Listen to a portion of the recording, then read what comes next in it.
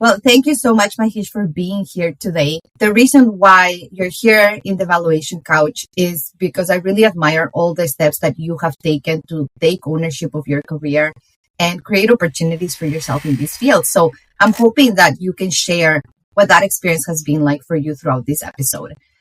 I'd love to hear how you ended up being an evaluator. So my first exposure to evaluation as a profession was during my master's in public policy program at the National Law School, where I received a formal training in evaluation. And then I went on to do an evaluation and research internship with UN Women. So that was how I was introduced to the sector. But before that, like way before that, even when I was a child, I did have some kind of understanding of evaluation methods and evaluation, the whole concept of evaluation. So when I was a child, I used to, while going to bed, I used to sleep next to my grandfather, and he would always tell me stories. Like I would always disturb him to tell some stories to help me sleep. And he always picked up certain stories with the theme, like a king would go in disguise into a crowd, and he would understand how the crowd thinks about the king. And some of them were from different mythologies across cultures, and some of them he made it up. But then this whole idea of a king going into a crowd in disguise and trying to understand like how to improve himself, right? So this idea has stuck with me for a very long time. So, but I never knew, like as a kid, I never knew that policy making or policy evaluation was a formal career.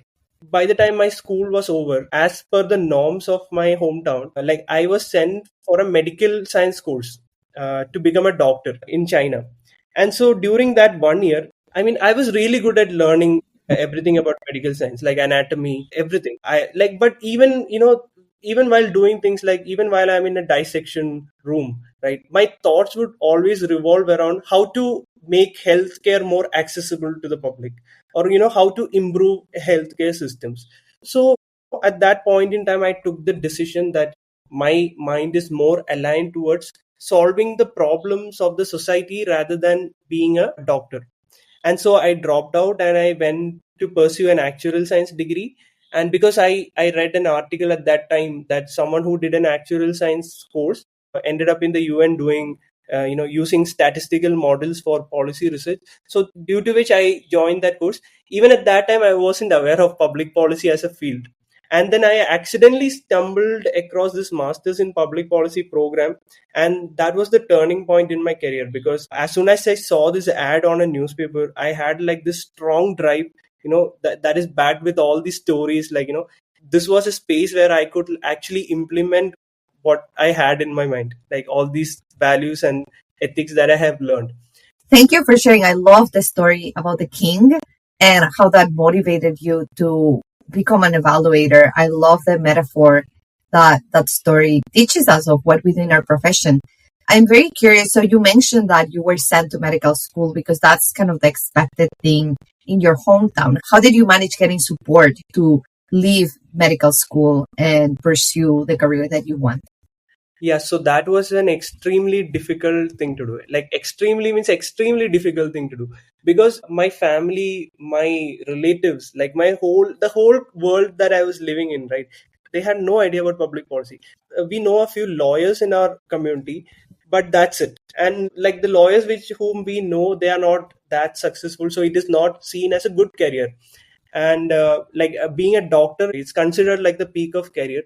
I should thank my father, because he himself wasn't aware of policy as a career, but he supported me to drop out. But then when I dropped out, and I spent 1 year in India without doing any course, almost 1 year, and I was preparing for different entrance exams. So like I was preparing for law entrance exams at that time. And even during that time, like my relatives would somehow like force me to pursue again another degree in medical science. So there was this entrance exam which like all my relatives forced me to write, and I wrote it in the worst possible way. Like I would calculate all the, sometimes I just read it and I try to mark the wrong answer. I don't know how, but I cracked that entrance. Then I was forced to take a dental course. It's called BDS. What happened is that admission was almost fixed, and we booked a ticket to the city where the course was being held. And while on the way out, I just suddenly had that heaviness in my heart, and I just said, I don't want to go. So then all my like neighbors, relatives, everyone came to my home, and they tried to convince me, but still I said, I don't want to do this. So that's how it Wow. went.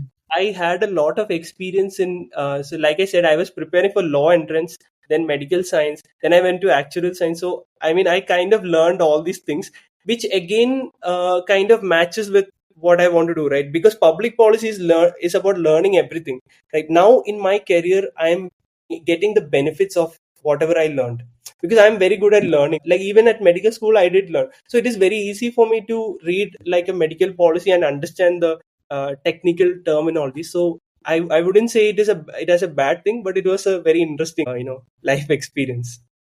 Thank you for sharing that, Mahesh, and kudos to you for really taking the challenging route that felt right for your career and pushing through it.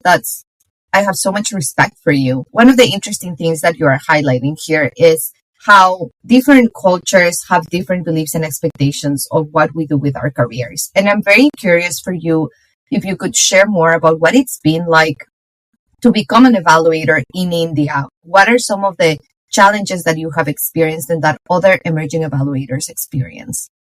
Yeah. So right now, I think the biggest problem is that people don't know what the term evaluation means. So if people don't know what evaluation is, then what's the point? And also there is this visibility problem too. Governments have incentive to fund programs that are visible. Like so, evaluation is not a visible sector. We had monitoring, we had auditing. These concepts are very clear in the minds of people. Mhm.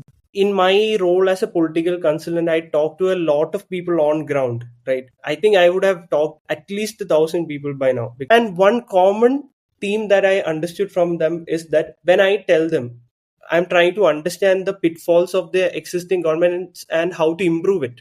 But when I say this concept, right, they find it funny because they think nobody is going to accept their own mistake and improve.